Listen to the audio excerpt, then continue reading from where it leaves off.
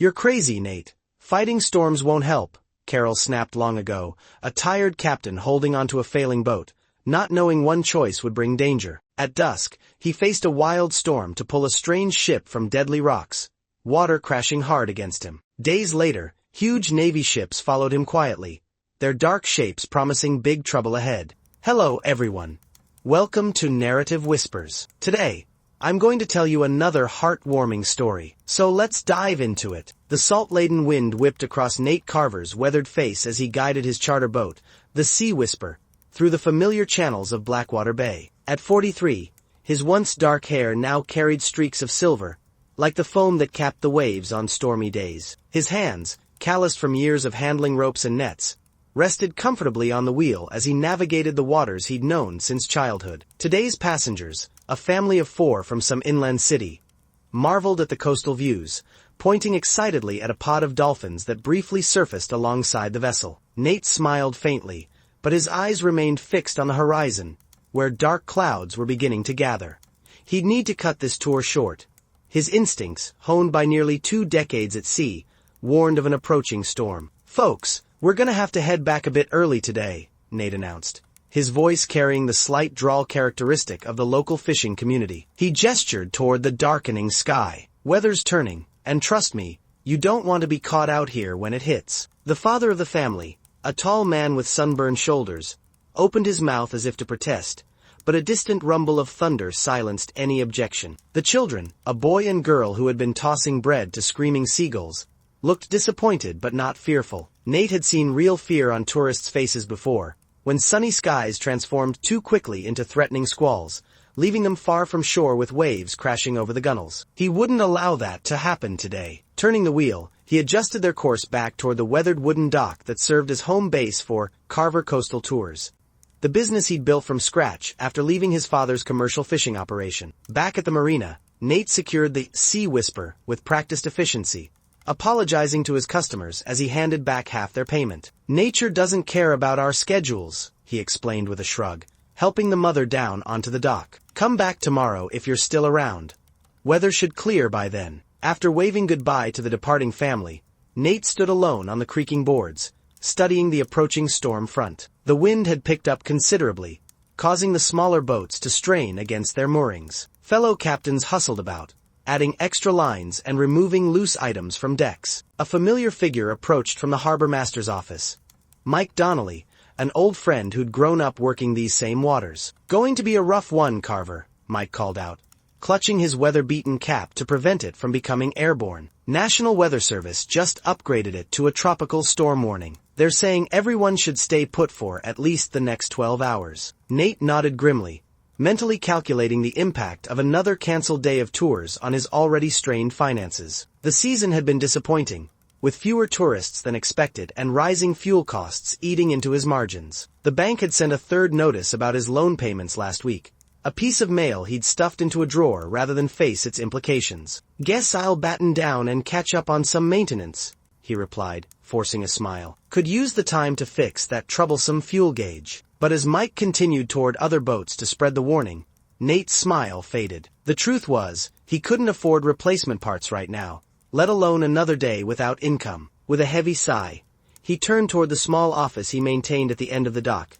Little more than a weathered shack with a desk and filing cabinet, but it was his, just like the Sea Whisper and the mounting debt that came with it. Hours later, as darkness descended and rain lashed against the windows of his modest bungalow overlooking the bay, Nate sat at his kitchen table nursing a cup of black coffee gone cold. The storm had intensified just as predicted, with howling winds that made the roof shingles creak ominously. He'd been reviewing his accounts, a depressing task that confirmed what he already knew.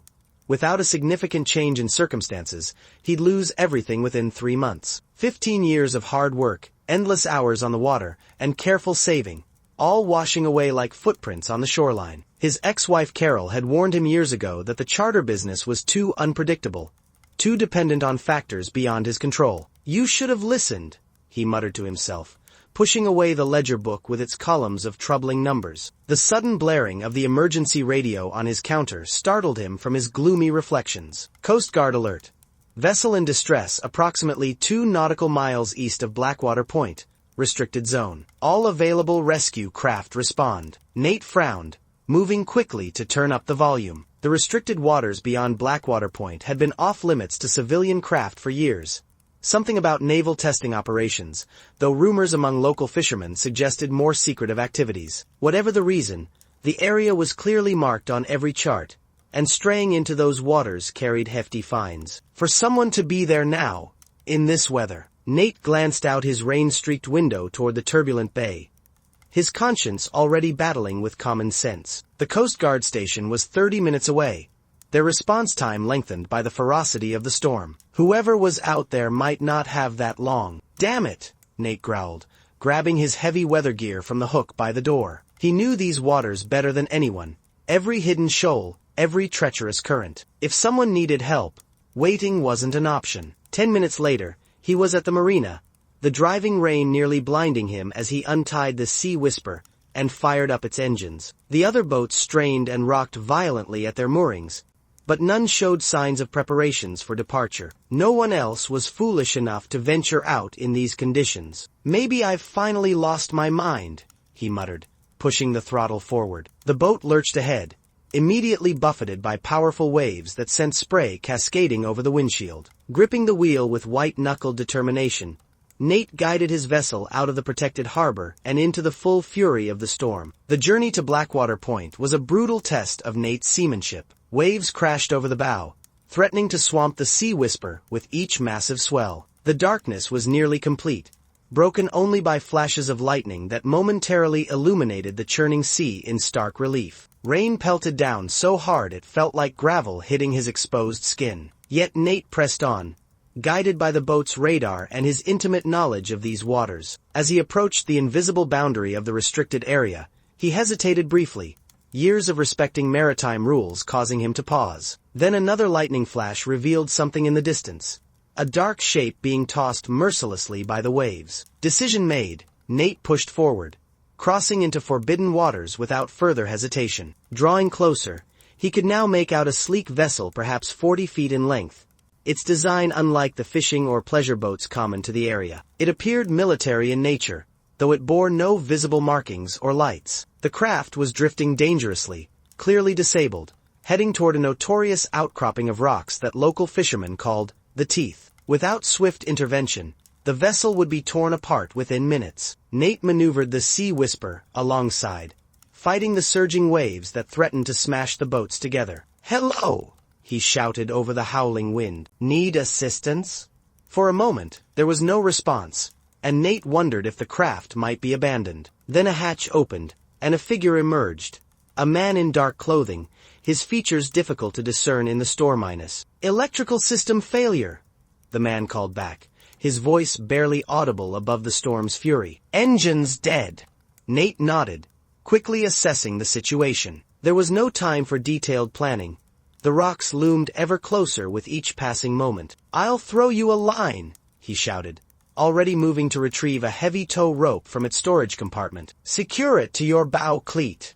With practiced movements despite the pitching deck beneath his feet, Nate heaved the line across the gap between the vessels. The stranger caught it deftly, suggesting a level of maritime experience that matched Nate's own. Within moments, the connection was established, and Nate returned to the wheel, gradually increasing power to pull the disabled craft away from its collision course with the Teeth. Towing the vessel through the tempestuous conditions demanded every ounce of Nate's skill and concentration. The additional weight made the Sea Whisper less responsive, while the violent sea continually threatened to snap the tow line or drive both boats toward the rocky coastline. Sweat mixed with rain on Nate's face as he fought the wheel, making constant minor adjustments to maintain their precarious course back toward the safety of Blackwater Bay. Only when they had left the restricted waters behind did he allow himself a moment's relief, though the storm continued its relentless assault. Looking back, he saw two figures now standing on the deck of the mysterious craft, watching him with unreadable expressions. Something about their vigilant posture struck him as distinctly military, an impression strengthened when they exchanged hand signals rather than shouted communications. It took nearly an hour to reach the harbor, where the protected waters finally offered some respite from the punishing waves. As Nate carefully maneuvered both vessels toward an empty section of dock, he was surprised to see several vehicles with government plates already waiting, their headlights cutting through the darkness and rain. Men in dark raincoats stood watching their approach, their stance conveying authority even from a distance. A thread of uneasiness worked its way through Nate's exhaustion. How had they known to be here? The radio communication about the distress call had specified no details about the vessel's return. Once both boats were secured to the dock, one of the waiting men approached Nate, extending a hand protected by a tactical glove. "Captain Carver," the man said. Not a question but a statement of recognition. "Lieutenant Commander James Walsh, Naval Intelligence. We need to talk." The interior of the harbor master's office provided welcome shelter from the storm's continued rage, though the atmosphere inside held its own tension. Nate sat with a towel around his shoulders, steam rising from his drenched clothing as he faced 3 naval officers across Mike Donnelly's cluttered desk. The harbor master himself had been politely but firmly asked to wait outside, leaving Nate alone with his unexpected interrogators. "You entered a restricted military zone without authorization," stated Walsh, his tone more curious than accusatory. "Why?" Nate's response came easily, without hesitation. Someone needed help. Where they happened to be in trouble didn't seem relevant at the time. The youngest of the 3 officers, a woman with sharp eyes and cropped dark hair, exchanged a glance with Walsh that Nate couldn't interpret. "Most civilians would have waited for Coast Guard response," she observed. "Yet you launched immediately, in extraordinarily dangerous conditions." Nate shrugged, uncomfortable with the scrutiny. "I know these waters. I calculated the risk." The 3rd officer, who had introduced himself only as Harding, leaned forward slightly. "Captain Carver, the vessel you assisted tonight was engaged in sensitive operations. Its presence in those waters was classified, as is the nature of its mission." He paused, studying Nate's face intently before continuing. "Your intervention was both unauthorized and providential. Without your assistance, valuable intelligence would have been lost, along with the lives of 2 experienced operatives." Nate shifted in his chair, beginning to sense that this conversation was heading in an unexpected direction. "Look, I'm not looking for recognition or reward," he said plainly. "Anyone with decent seamanship would have done the same. If you're worried about me talking, don't be. Whatever government business you have out there is none of mine." Walsh smiled slightly, the first break in his serious demeanor. "Actually, Captain, we're wondering if perhaps it should be." What followed was a proposal so unexpected that Nate initially thought he'd misunderstood. The Navy, Walsh explained, maintains certain covert operations along this stretch of coastline. Surveillance primarily, though he remained vague about specific targets or purposes. They needed individuals with intimate knowledge of local waters who could serve as unofficial observers, civilian contractors of sorts, who would report any unusual activity they noticed during their regular maritime routines. "Your charter business provides perfect cover," the female officer, Lieutenant Chen, as she'd finally introduced herself, explained. "You have legitimate reason to be on these waters daily, observing everything from an innocuous perspective." Nate frowned, feeling simultaneously flattered and suspicious. "You want me to be some kind of spy? I'm just a charter captain trying to make ends meet." Harding shook his head immediately. "Not a spy, Captain Carver. Think of it as being an additional set of eyes for national security. You continue your business exactly as before. The only difference is that you receive a modest stipend for reporting anything unusual you observe.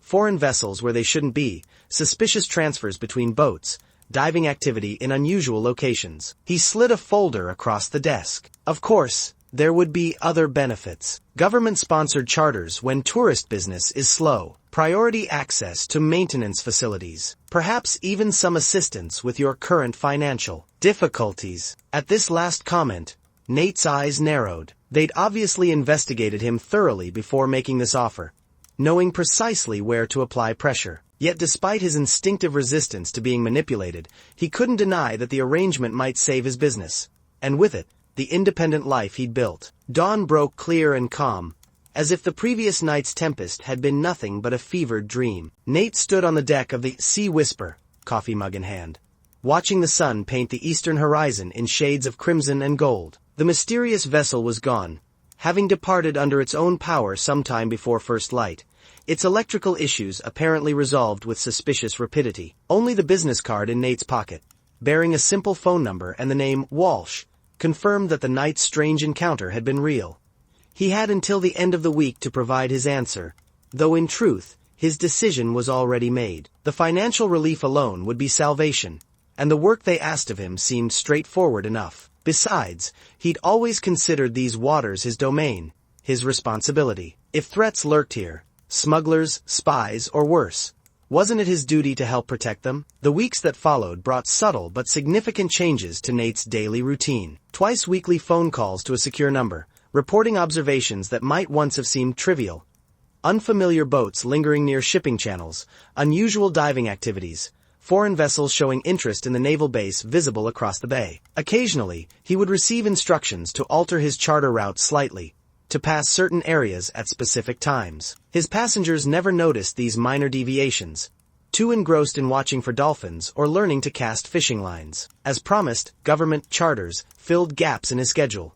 Oceanographers studying coastal erosion, environmental assessment teams, officials conducting safety inspections, all paying premium rates with minimal haggling. By the third month, Nate had cleared his most pressing debts and even begun setting aside savings for the first time in years. "You seem different lately," observed Mike Donnelly one afternoon, as they worked together replacing worn planks on the marina's main dock. "Less worried. Business picking up that much?"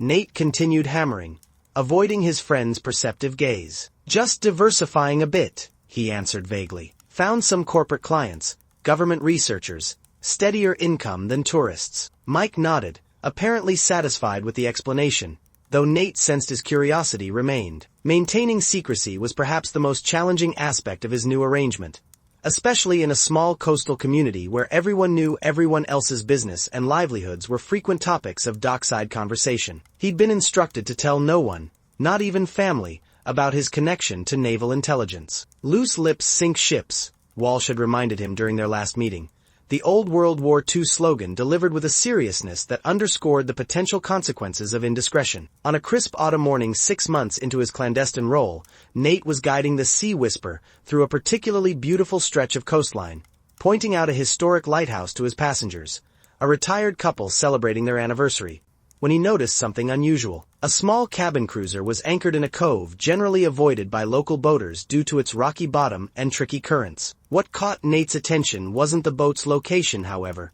but the activity on its deck. 2 men were methodically photographing the coastline, their expensive camera equipment mounted on tripods. Ordinarily, this might appear to be innocent tourist behavior, but Nate knew this particular stretch of shore housed a concealed entrance to underground naval facilities, a fact not marked on any public maps. His instincts, now sharpened by months of observation training, immediately triggered an alert. "Let's try for some fish in the next bay," Nate announced casually to his clients, adjusting course to pass closer to the suspicious vessel. As they drew near, he maintained a friendly wave and smile, the universal greeting between boaters, while carefully examining both the craft and its occupants. The boat flew a Canadian flag, though Nate noted its registration number was partially obscured by grime. Convenient, perhaps deliberately so. The men nodded in return to his greeting but quickly repositioned themselves to hide their equipment. One spoke briefly into what appeared to be a satellite phone rather than a standard marine radio. Small details, but telling ones. Once safely past, Nate made a mental note of the boat's description, location, and the men's appearances. This was exactly the sort of observation he was being paid to report.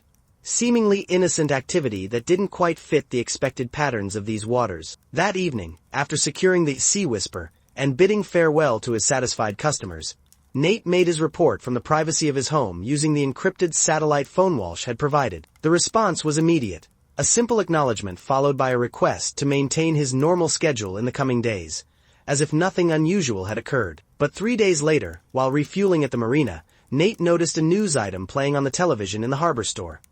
2 men had been arrested on espionage charges related to photographing classified naval installations. No further details were provided, but the timing left little doubt in Nate's mind about the connection to his report. A mixture of pride and uneasiness settled in his chest. His observations had led to tangible results, proof that his new role served a genuine purpose. Yet the reality of actual spies operating in his beloved waters was sobering, transforming what had begun as a financial arrangement into something far more significant. The following spring brought an unexpected development in Nate's dual career. Lieutenant Commander Walsh arrived unannounced one morning as Nate prepared the Sea Whisper for a day of fishing charters. "Your name has come up in certain circles," Walsh explained, helping to stow gear without being asked.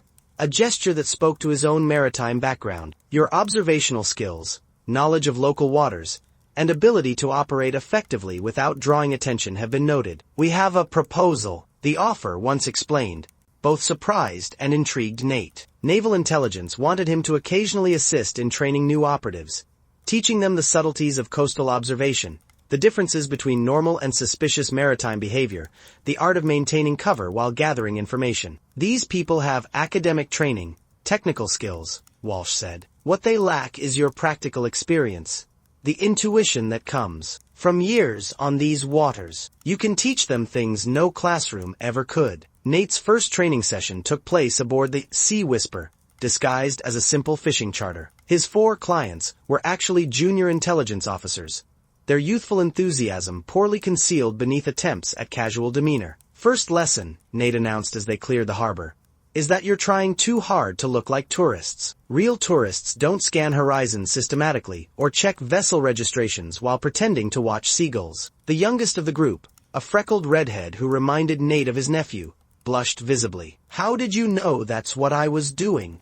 Nate allowed himself a small smile as he adjusted their course toward open water. Because I've been watching real tourists for 15 years, and none of them look like they're memorizing everything they see. Relax. Look distracted occasionally. Take some photos of each other, not just potential targets. Authenticity comes from being mostly genuine with carefully selected moments of observation. Summer faded into fall, and fall surrendered to winter. Nate's charter business thrived thanks to the combination of steady government work and increasing word-of-mouth recommendations from satisfied tourists. His bank account, once a source of constant anxiety, now provided comfortable security. Yet the greatest change wasn't financial but personal. The man who had once seen himself as merely surviving, a solitary captain fighting the economic tides, now recognized his place in something larger. His observations had led to multiple intelligence successes, from the identification of smuggling operations to the disruption of foreign surveillance activities. His training sessions with new operatives had expanded to include occasional weekend workshops at the naval base across the bay, where his practical knowledge complemented more formal intelligence education. He remained, officially, nothing more than a charter boat captain. His name appeared on no government roster, his contribution acknowledged only in classified reports and the knowing nods of officers like Walsh and Chen when their paths crossed. On a crystal-clear winter afternoon, with the Sea Whisper safely docked and tourist season months away, Nate stood at the end of the pier watching the sunset paint the cold waters of Blackwater Bay. Beside him stood Mike Donnelly, the 2 men sharing comfortable silence as they had countless times over decades of friendship. Funny how things work out, Mike remarked finally, his breath forming clouds in the frosty air. Year and a half ago, you were one storm away from losing everything. Now look at you, busiest charter in the bay, even got yourself some fancy government connections. He glanced sideways at Nate with a knowing expression that suggested he suspected more than he was saying. Always knew you were meant for something more than just shuttling tourists around. Nate smiled but kept his eyes on the horizon, where a naval patrol boat was making its regular circuit of the bay's outer reaches. I'm still just a captain, he replied simply. Just keeping watch over the waters I love. And in that moment, with the dying light glinting off both the patrol boat and his own beloved Sea Whisper, Nate Carver knew he had found his true purpose. Guardian of coastal waters that had always been his home, protector of secrets hidden beneath their ever-changing surface. Thank you for listening to this story. If you like it, please do not forget to like, share, and subscribe to the channel. See you in the next story of Narrative Whispers.